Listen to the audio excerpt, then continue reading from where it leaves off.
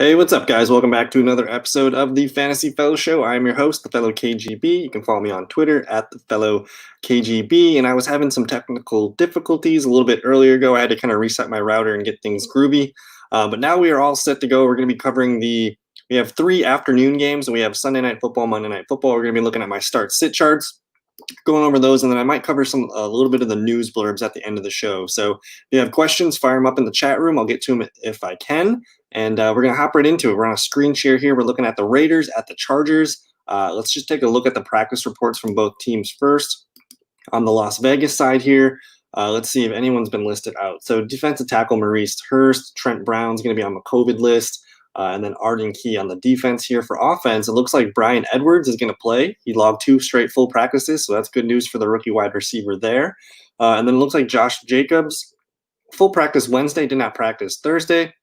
Limited today, so I don't know what's going on with that. I'm assuming he's going to play. He should be fine. He just had 30 carries last weekend against the Browns, so he should be just fine. But otherwise, this looks like a fairly decent injury report here. Let's look at the Chargers side of things. LAR, LAC. Let's take a look here. Anybody listed out? No, we got a couple doubtfuls here. It looks like backup Troymaine Pope, running back here, is going to be doubtful. So that's really good news for Justin Jackson owners. I think you're going to want to make sure you get him in your lineup in PPR leagues. And I don't really see anything else on offense here that sticks out. We did have Justin Herbert kind of on the report here with a shoulder, but it looks like he's logged 2 full practices, so he's good to go. So we got a pretty healthy Chargers unit coming in here on offense. Looking at the fantasy points allowed to each position, we do have some green matchups here to take advantage of. So both teams are allowing over 20 points to the quarterbacks. So I do have, of course, Justin Herbert listed here as a quarterback 1. I think Derek Carr can be a quarterback 1 streamer, but I think he's preferred as a quarterback 2 in Superflex leagues. So I really like both quarterbacks here. This should be a fun, entertaining afternoon game here. I like both running backs again, Josh Jacobs as your RB1. We did just see James Robinson run all over this team 2 weeks ago, so I'm hopeful Josh Jacobs can get in the end zone for us this week. And then Justin Jackson, we're not going to have Troymaine Pope here in this one. He's doubtful with a concussion. So Justin Jackson, fire him up in PPR leagues for sure. The Raiders do allow over 29 PPR points to the running back here, so we love that. Chargers are kind of middle of the road here, about 24.5. So I'm not really too worried about Josh Jacobs in this one. The receivers, you're starting Keenan Allen no matter what. I think Mike Williams showed us that he deserves to be in our lineups. He might get, a smaller, 20 or 30-yard game, but it's worth the upside here because we just saw like 80 or 90 yards last weekend and the touchdown. So we love Mike Williams as a wide receiver 3. You're starting both tight ends, Darren Waller especially. Hunter Henry has a little bit of a tough matchup here. The Raiders allow just over 11 PPR points to the tight end here. So I think you got to kind of continue to just roll with Hunter Henry and hope some of those touchdowns go his way. And then just because Brian Edwards throws a wrench in this plan, I don't feel comfortable recommending any of the wide receiver options here. I'd rather just roll with Derek Carr if I have to. And then, I'm not going to recommend either defenses here. But that's pretty much it for the Raiders and the Chargers. Looks like we have a question over here from Magic Tree O.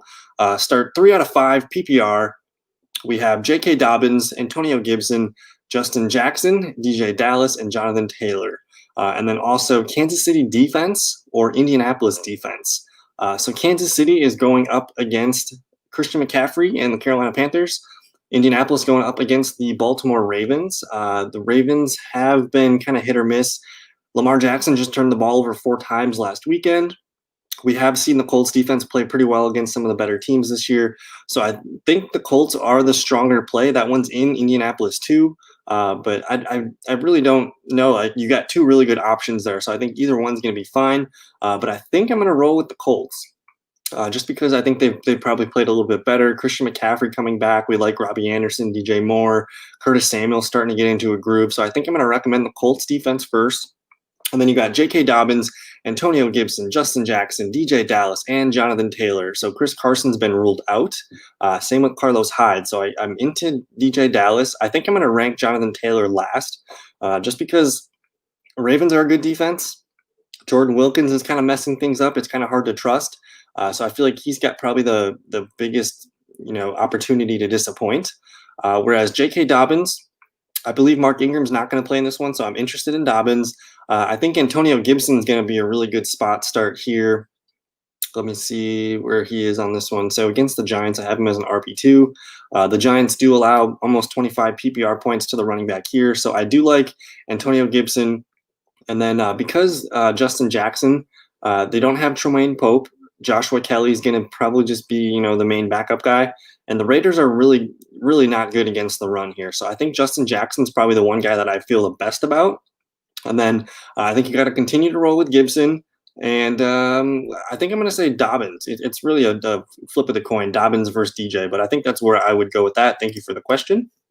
We're going to move on down here to this one's at 3:25 on Sunday. It's going to be the Steelers and the Cowboys. We'll be kind of quick about this one. Let's look at the defense points allowed here. Steelers allowing about 15 points to the quarterback. Cowboys about 18.5. The Steelers are very, very good against the run. About 18 points allowed here. Cowboys towards the middle, a little bit towards the median here at about 24.5 points to the running backs. Steelers are susceptible against the wide receivers. They allow almost 40 wide receiver points here. Cowboys not very good either. Same thing, about 40 points.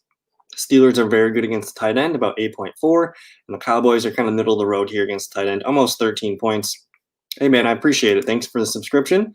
And thanks for hanging out and spending time with me tonight. So we got Steelers, Cowboys. This one's going to be kind of a mess. I think Garrett Gilbert is going to be the quarterback in this one, which just inspires zero confidence for me with any of these Cowboys, even Ezekiel Elliott. As you see, the Pittsburgh Steelers are the second best team against the run in fantasy football here. So they allow only 18 points to the position per game.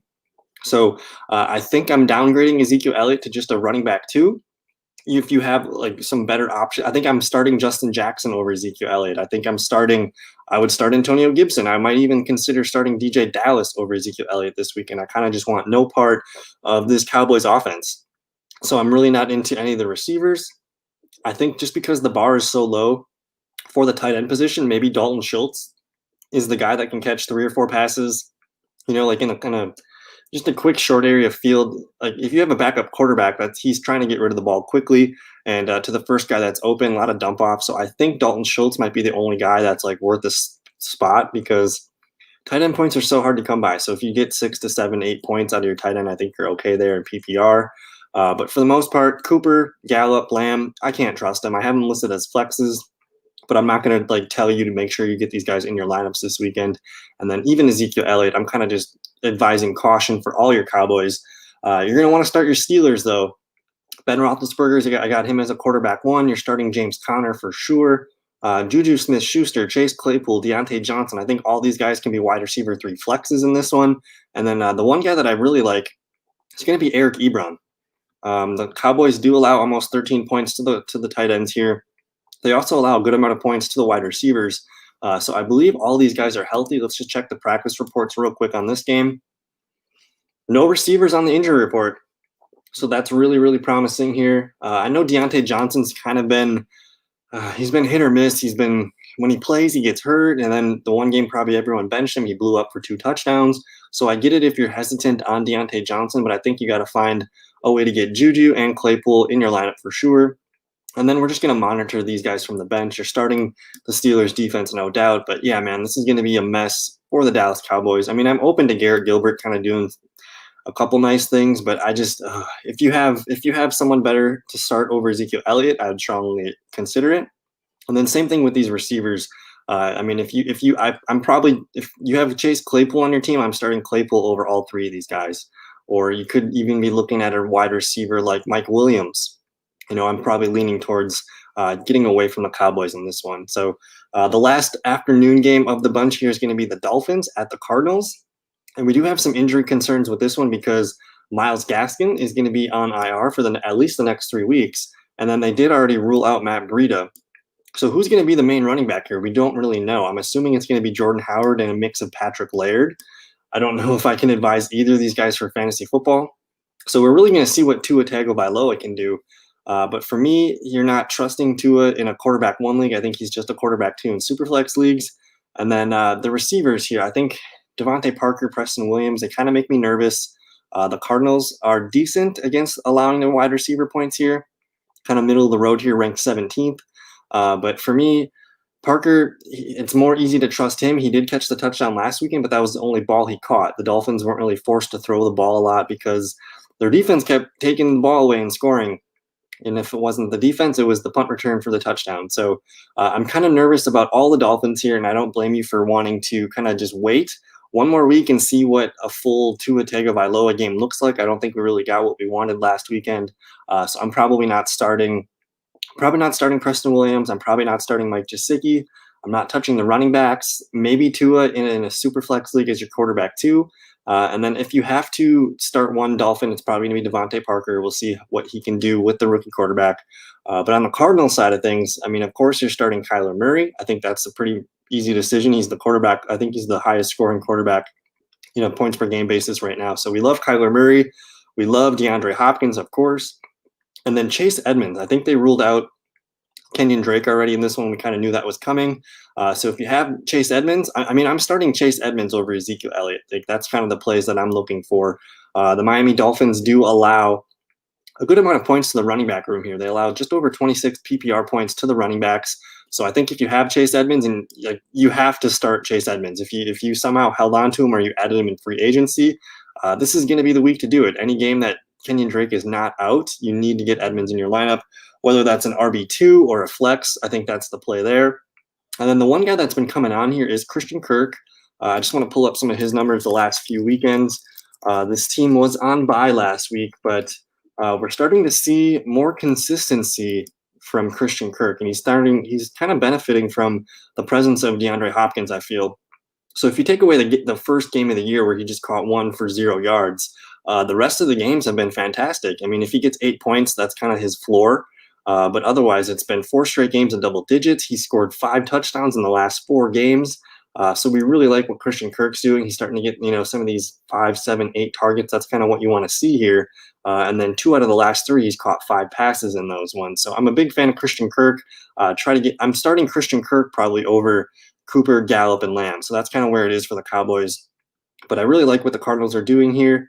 I mean, even Larry Fitzgerald, if you needed to just cover your bye week or something, he could be a useful wide receiver 3 flex. Someone to keep an eye on here. I'm interested in watching the rookie running back Eno Benjamin out of Arizona State. We'll see because Kenyon Drake's out, they're not going to give Chase Edmonds a full 95% snap count here. So Eno Benjamin, the rookie running back, will be the next man up. So I'm just kind of keeping tabs on him to see if he makes any splashy plays or makes any nice big runs or anything like that. But pretty simple here. I think the Cardinals are going to have a really good time on this one. The Dolphins defense has been playing good, but I just don't know if Tua can keep up with Kyler Murray and the way the offense is playing on the Cardinals side. So get you guys in your lineup, especially Chase Edmonds. Now we're on to the Sunday night football game here, 7:20 Central Time start here. New Orleans Saints and Tampa Bay Buccaneers. I believe they already said Thomas is going to play. So if you've been waiting for Michael Thomas, now is finally the time we get to see what he can do. Let's just take a look quick at the fantasy points allowed to the positions here. The Saints, what we traditionally think of as a really good defense, they allow, you see all the green matchups that we got here. They allow almost 22 quarterback points here. They allow almost 40 wide receiver points, and they allow a lot of tight end points, about 16.5 points to the tight ends. The one spot that they are good against is the running back, so we'll see about Leonard Fournette and Ronald Jones. But I think Tom Brady, the receivers, and Rob Gronkowski, these guys are all going to be really good plays on this one. And then we all kind of know the Buccaneers defense is playing. They're a top 5 defense right now. They don't allow a lot of quarterback points, under 14 points per game here. Pretty stout against the running backs, just about 22 points. Those are PPR points there too. Under 34 PPR points to the wide receiver. And then against tight end, I guess that's a spot where it doesn't really matter. They do allow about almost 12 points to the tight end room there. So how do we navigate this start-sit chart? We'll start with the Saints side. I don't know if I can trust Drew Brees. He played well enough against Tampa Bay week 1, so I kind of have him as a fringe quarterback 1. He's best used, I think, as a quarterback 2 in Superflex leagues. You're starting Alvin Kamara, no doubt. Michael Thomas, you've been waiting all season to get Thomas in your lineup, so I just have him as a wide receiver 3 because I'm kind of limiting my expectations. It's his first game back. We'll see if he can get through and look like his normal self, but you're going to get Michael Thomas in your lineup for sure. I think Jared Cook, I think he caught a touchdown against Tampa Bay week 1. I'm not remembering if that's true or not, but Jared Cook, he has been on a little roll lately, so I think Jared Cook could benefit as a tight end 1. And then Emmanuel Sanders, without Michael Thomas and before the COVID, that took Thomas out the last 2 games, Sanders was dealing with Drew Brees. He had a really nice connection with him, so maybe the presence of Thomas and Cook really helps Emmanuel Sanders get some soft coverages. So I think he could be a wide receiver 3 flex in this one. I have him maybe about the Saints defense, but they've kind of busted for some negative points the last few weeks. So I'm not really too sure I trust the Saints defense. We really like what Tom Brady's doing. So leave Traquan Smith and Latavius Murray on the bench. I don't think those guys can help us in this one. So on the Tampa Bay side of things, Tom Brady, if you remember back to week 1, I think he threw 2 touchdowns and he even, had the goal line sneak. So he ended up getting 3 touchdowns back in week 1. You're going to fire him up as a quarterback 1 for sure. The running back position, Leonard Fournette. All of a sudden, Leonard Fournette was out snapping Ronald Jones, and this kind of happened after Ronald Jones caught a little dump off. He got hit as he was kind of catching it, and then they called it a fumble. So Ronald Jones did not get a lot of run last weekend. So I'm just kind of going here to my opportunity report. I just want to make sure I got the numbers correct here. So Leonard Fournette last weekend played 73% of the snaps to Ronald Jones's 24, 15 rushing attempts for Leonard Fournette, and only 7 for Ronald Jones. And then the target share, 6 for Leonard, 4 for Ronald Jones here. So you like what Leonard Fournette can do in the passing game. I think he's a strong PPR RB2. And then I have Ronald Jones down here as a flex with a question mark. I mean, if you have a guy on bye or if you're one of those teams that kind of went 0 RB, I mean, you could leave Ronald Jones in there and see what he does. He always has the opportunity to get maybe a goal line touchdown in this one. So I don't feel great about it. He's more of an emergency RB2 flex. But you love the receivers in this one. Mike Evans, keep going with him. Chris Godwin, it seems like he's going to play. He's got the broken index finger, but he was able to practice this week. So I think I'm gonna say to get Chris Godwin in your lineup. He's too good not to to just leave on your bench. But we're going to limit our expectations. He's typically a wide receiver 1 or 2 in my rankings, but I'm just going to call him a wide receiver 3 flex. If you have to decide between Chris Godwin and Christian Kirk, I might go Christian Kirk in that situation. And then Antonio Brown's kind of the wrecking ball, almost the cherry on top kind of thing, where we don't really know how the target distribution is going to look. How many snaps is Antonio Brown going to play? If you really need help at wide receiver, I think you got to try to find a way to get him in your lineup as a wide receiver 3 flex. And then Rob Gronkowski, tight end points are just so hard to come by. You're going to start Rob Gronkowski at this point. And then we did point out here the Saints allowing over 16 points to the tight end position each week. So we really like that. And I think you can continue starting the Tampa Bay defense. All the signs in this one are pointing at Tampa Bay having a really strong game. This offense is going to be really fun to watch now that they got Fournette, Antonio Brown, Godwin back, Evans, Ronald Jones, Rob Gronkowski. There's so much to like there. So I'm really expecting Tampa Bay to flex some muscle here and kind of take over the NFC South on Sunday Night Football. And then the Monday Night Football game here, the Patriots and the Jets. What made them think that this is going to be something we're going to want to watch on a Monday Night Football game here? I don't know. But anyways, before we get into the start sits, I'm going to talk about the fantasy points allowed to the positions here. So the Jets, the whole side is green. The whole side is green. They rank 25th or worst in every statistical category here for fantasy points. So, but it's the Patriots offense. What do we think about, the weapons here? I think you're starting Cam Newton as a quarterback 2 for sure. And he's going to be a fringe quarterback 1. I might feel comfortable. I might be maybe liking Derek Carr a little bit more. I'm not too sure about that. But then his passing weapons, the only guy that sticks out is going to be Jacoby Myers. I kind of want to just pull back up to the depth chart or the opportunity report here. So last weekend, Cam Newton attempts 25 passes. He only completes 15 of them. But you see Jacoby Myers down here with 10 of those 25 targets. He caught 6 for 58. I think he also had a 2-point conversion. So if you had to start one weapon on the Patriots, I think Jacoby Myers is going to be the guy that I'm going to recommend starting. And no one yet really else was close with targets. So it looks like Cam Newton's kind of fixated on him.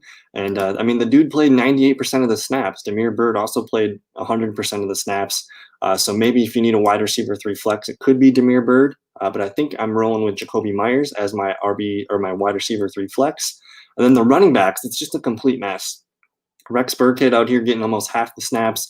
James White, 48% of the snaps. And then Damian Harris who gets the most touches, only 31% of the snaps, but he was able to rush for 100 yards and a touchdown last weekend. I do think Sony Michel might be back in this one. Let me just double check. I don't know if they have him on the practice report. I think they have to activate him first, but we could see Sony Michel back in this one. And then you do have Damian Harris here, who's been limited with an ankle injury. We've just seen Bill Belichick play these running back games with us way too much for me to say, yes, start Damian Harris. So I think I'm going to advise him as a low-end RB2 flex option at best.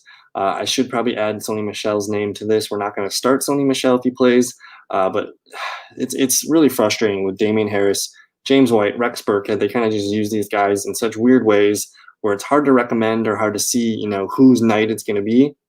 But, I mean, we got a pretty strong chance that Damian Harris racks up a good amount of touches. You're going to start the Patriots defense. And then, like I said, maybe Damiere Byrd, but it's kind of a moving target here. So I think it's just Cam Newton. That's the one slam dunk play for sure in Superflex leagues. And then Jacoby Myers, wide receiver 3 flex in PPR leagues. Why not? And then on the Jets side of things, do we have to? Oh, man, I'm going to answer this question real quick here from our guy. That's Kimchi. So he's telling us to pick 2 in PPR leagues. You got Leonard Fournette against the Saints. You got Corey Davis against the Bears.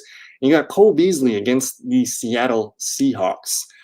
So I really liked what Corey Davis did last week, and I think he caught, 10 balls for maybe it was 8 or 10 passes for 128 yards, and I think he scored the touchdown too. So we like what Corey Davis is doing, but do we like him going up against the Bears? I don't know if I trust that. The one guy that sticks out the most to me is going to be Cole Beasley. Let me just kind of roll up to my charts here. I just want to show you the Seattle Seahawks secondary. It is the worst in allowing wide receiver points. So as I get up to it here, we'll show you in a second. So you got Seattle Seahawks allowing 58 PPR points to the wide receivers just alone here per game. So I think Stephon Diggs, Cole Beasley, John Brown, these guys are all really, really good plays this weekend. So I think I feel most comfortable recommending Cole Beasley first. And then if we have to pick another guy here, let me just see where the Titans and the Bears are at. So the Bears are a pretty good defense. They allow just about almost 28.5 points to the wide receivers here. It could be an A.J. Brown game. I'm not sure if Kyle Fuller, is it Kendall Fuller? No, it might be Kyle Fuller. I think Kyle Fuller is going to be probably covering Corey Davis in this one, and I'm not sure what A.J. Brown's going to do. But I'm kind of nervous about this matchup for the Titans. The Bears are very good against the quarterback, very good against the wide receivers. So I'm kind of off Corey Davis. And then just because we were just looking at the opportunity report and the snap counts for Tampa Bay last week, and it's starting to look like Leonard Fournette is going to be the guy here. He got 73% of snaps, 24 for Ronald Jones. He out-touched Ronald Jones by a lot. So I think I'm going to roll with Leonard Fournette and Cole Beasley in that question. So thanks for the question, man. James Martin with the question, Austin Eckler for Antonio Brown. So that's a trade question, I believe. I don't really know when Austin Eckler is going to be back. So James, it really depends on do you have strong RBs, like RB depth, and what about your receivers? Do you need some punch there? Yeah, man, thanks. No problem, man. This is what I do. I just hang out, answer some questions, and I try to go live for the most part. So back to James's question. So we got Austin Eckler for Antonio Brown. So you've been fine without Austin Eckler for the last 4 or 5 weeks, and you need some help at running or at wide receiver. I mean, there's a really good chance that the way Justin Jackson's playing, we don't really even know if the Chargers keep losing, are they going to bring Austin Eckler back? They gave him a good chunk of money this year. I don't know if he even gets the workload that we saw him getting. So I think I'm open to getting Antonio Brown on my team. The way it is, Chris Godwin, we love Chris Godwin, but he's already banged up. He's got a broken finger now. He's already had the hamstring injuries. It wouldn't surprise me if something else happened to him soon. So I'm kind of, oh, wow, you got James Robinson, Kareem Hunt, Devin Singletary, J.K. Dobbins, and Zach Moss. Yeah, man, I think I'm gonna sign off on this one. I think if you can get Antonio Brown, I would consider doing it. And let's just type in Austin Eckler here. It didn't really sound like he was going to be coming back anytime soon. So I just want to see what this update is here. Is he playing week 9? I don't see him playing week 9. So he's resumed running and he's eligible to come off IR at any time. But initially they were diagnosing this a 46-week injury. There's no way he's going to be playing in this one, but anything in the week 12 window. So this is probably going to be another 2-3 weeks for Austin Eckler.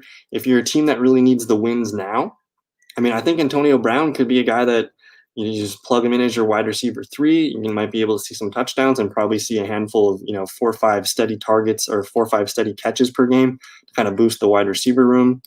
So your wide receivers are T. Higgins, Keenan Allen, Travis Fulgham, Jamison Crowder, Christian Kirk, and Amari Cooper. Geez, is this team like 7-1, 6-2? This is looking like a pretty good team here. And I like the running backs: James Robinson, Kareem Hunt, Devin Singletary, J.K. Dobbins, and Zach Moss. I think you're in pretty good shape here. And then even if you did, I guess because T. Higgins is on bye this weekend, I think you'd probably try to get AB in the lineup with Keenan Allen and maybe and then the Eagles are on bye too. So you're looking at getting probably Keenan Allen, Christian Kirk, and then maybe Antonio Brown in the lineup. So I think I'm going to recommend going for it. We really don't know what's going on with the Chargers here. They're sitting at 2-5. I mean, if they're 3-8 in a couple weeks, like, are we really going to think Austin Eckler is going to come back and play, a significant amount for this team? So there's just kind of too much unknown with this one. So I think I'm going to recommend going after Antonio Brown. It could be a lot of fun. And like I said, Chris Godwin's already kind of got the injury seal broken for his team. So yeah, 5-3, go for it. Especially if you're an Antonio Brown fan. My number one rule for fantasy football is you want to have fun. So if you really like Antonio Brown and that sounds like a move that you think can kind of put your team over the top and just kind of give you that extra boost at wide receiver, and especially because Amari Cooper, that whole Dallas offense, man, like we're just not getting any production out of them that we were getting before. So Antonio Brown, he could be. I mean, there's people that are saying that Antonio Brown could be like. We know we had James Robinson and probably Justin Herbert, but Antonio Brown might be the last like waiver wire ticket of the year. So I think go for it, especially if you are a Buccaneer or just an Antonio Brown fan. I think it's going to be a lot of fun. So I think I was just kind of finishing up the Jets and the Patriots game. I don't really want to talk about the Jets. Sam Darnold, you're not even probably using him in a quarterback 2 league. I think Jamison Crowder is going to play. Let me just look at the practice reports real quick right here. So Crowder did not practice Thursday. He practiced on Friday, so he's trending towards playing. I think that's going to be a spot start where if you need the wide receiver 3, you can plug him in there. The Patriots are pretty good against the wide receiver, so it's kind of like a risky spot there. And then, I mean, I'm a fan of Denzel Mims, but I'm going to probably move him down here to the bench because Jamison Crowder is going to play. So if you can help it, don't start Jets. I think that's what I'm going to tell people to do. So we got a question here from our guy, Michigan Legend. So you traded Clyde Edwards, Justin Jefferson, CeeDee Lamb, Zach Moss for Josh Jacobs, Will Fuller, and Cooper Kupp. And now you have Derrick Henry, Mike Davis, Gus Edwards, Le'Veon Bell for running backs, and then Thielen, DK, Marquise Brown, and Johnson. Who's the Johnson in that one? Is that, I guess who's the Johnson in the receiver group there? So you acquired Josh Jacobs, Will Fuller, and Cooper Kupp. So I think if you look at position by position, rest of the season, give me Josh Jacobs over Clyde Edwards. And then I think for wide receivers, you're getting rid of Justin Jefferson and CeeDee Lamb. We already kind of talked about the Cowboys and how we don't really trust them. So I think the group of Will Fuller and Cooper Kupp, I would much rather have Cooper Kupp and Will Fuller over CeeDee Lamb and Justin Jefferson. So I think you did good on those. And then Zach Moss, I liked Zach Moss, but it appears that you are kind of, you're pretty much set at running back. You're starting Derrick Henry, Josh Jacobs. You got Gus and Le'Veon Bell. So I think you're fine there. And I don't know. I like that trade. It looks like you did pretty well there, man. And then, Deontay Johnson's going to be your worst receiver. Like, that's not a bad position to be. So your receivers are now Adam Thielen, DK Metcalf, probably Will Fuller, Cooper Kupp. Marquise Brown's probably not even going to crack your lineup with those receivers. And then Deontay Johnson, hopefully he gets healthy and starts getting more consistent. But yeah, man, that's a really strong team. So I think you came out on top in that trade. Thanks for hanging out tonight, guys. If you guys have any more questions in the chat room, I'm willing to answer them. Otherwise, I think I covered all my my start sits for the weekend. I was going to pop over to the news on rotoworld.com, and because I did see some things that caught my eye, like Seattle Seahawks. Chris Carson's not going to be playing. Carlos Hyde's out as well. And Alex Collins, you guys remember him from Baltimore? I think he got a couple DUIs, so they kind of kicked him off the team. But they signed him. He's probably going to be, getting some snaps this weekend. So I'm assuming Chris Carson could be back as soon as next weekend. So I don't know if I'm advising, hey, go pick up Alex Collins right now. But I do think DJ Dallas is probably a really good play in PPR leagues. We saw him score 2 touchdowns last weekend. So you're probably going to see DJ Dallas maybe get 75, 80% of the workload. And then we'll see what Alex Collins can do. Maybe Travis Homer. Kind of fun to watch there. I think the Buffalo Bills and the Seattle Seahawks games, that's probably my favorite noon game of the week to watch. There should be a lot of points. A lot of Josh Allen, throwing the ball, trying to keep up with Russell Wilson. So a really fun noon game there. And hey, no problem, Michigan, man. Thanks for hanging out. I love answering the questions. So if you guys got more, I'm probably willing to hang out for another maybe 10 minutes or so. If you guys got anything else on your minds in the chat room. This is kind of fun here. We got Brian Edwards, rookie wide receiver. He's going to play this weekend. He's been practicing all week. So now Derek Carr. This is going to be the healthiest we've seen the entire Raiders cast of weapons here. You got Nelson Aguilar, Henry Ruggs, Brian Edwards, Hunter Renfrow, and then you still got Darren Waller kind of roaming around. So I think Derek Carr could be a really good play this weekend, maybe even in DFS. We really don't trust the Chargers defense. This could be a really good game here for Derek Carr and his full group of receivers. You got Ezekiel Elliott here listed as questionable with a hamstring injury. If you missed it, I did talk about the Cowboys a little bit ago, maybe 15 minutes ago when we looked at that game, but I just don't trust the Cowboys at all. There's probably at least 15 or 20 running backs I'm going to start over Ezekiel Elliott. So if you have a really strong options, I think there might be a chance that I don't know. I just don't trust the Cowboys. So what's going on here, Callie? Thanks for the question. You've hung up here before, so I appreciate this. Let's just take a look at the NFL. We'll go to ESPN here. So we're going to be looking at the predictions for all 14 playoff teams. This is kind of fun. It's not really fantasy related, so it's kind of something outside of the box here. So Jesse GM in the chat room. We'll get to that one in a little bit here. So I'm going to click on conference here. So predictions for all 14 playoff teams. We're going to go with AFC first. Steelers, they should be able to, I guess we'll break it down by division actually. So Steelers, they're likely the 1 or the 2 seed. Kansas City would be the next team. So we got the Steelers, we got the Chiefs. Those are the top 2. I think Buffalo is going to be coasting here as maybe the 3 or the 4 seed. And then it looks like the Colts Titans, these guys play on next Thursday Night Football. That game could be for first place in the South, but I think I'm going to give it to the Titans just because I like their offense a little bit more.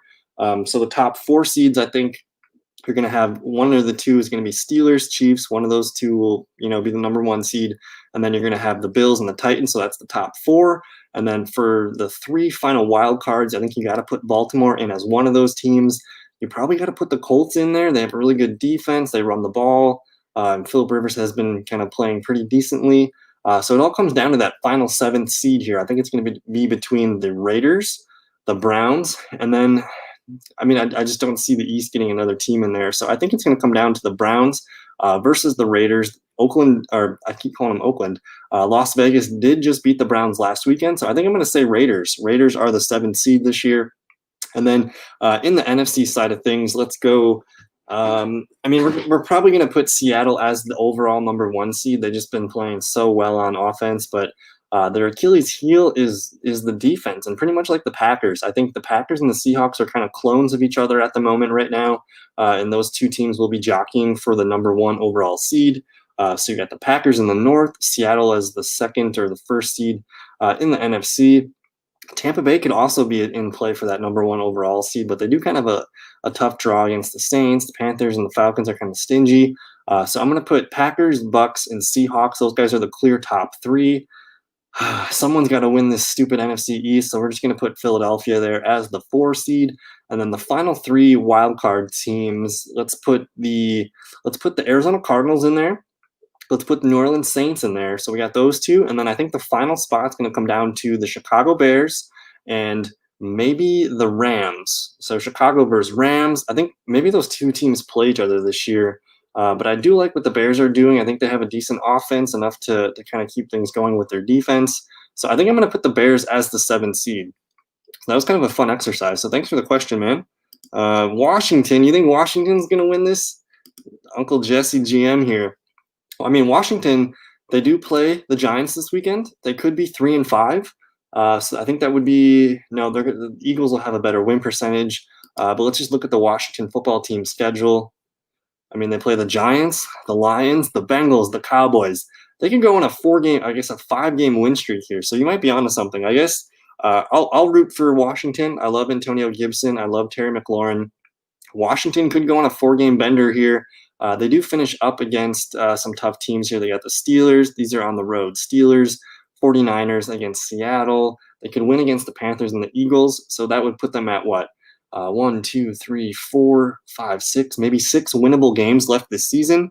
I think I'm on board. It all makes sense, man.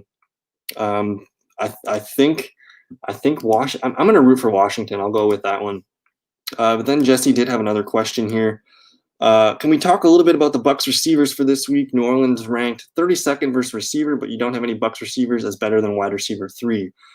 So my issue with the Bucs wide receivers is just it's going to be the first game that we get Antonio Brown. So there's a lot of unknowns here. I think the safest guy of the group is going to be Mike Evans, just because he's been the healthiest and he's been in the starting rotation the last few weeks.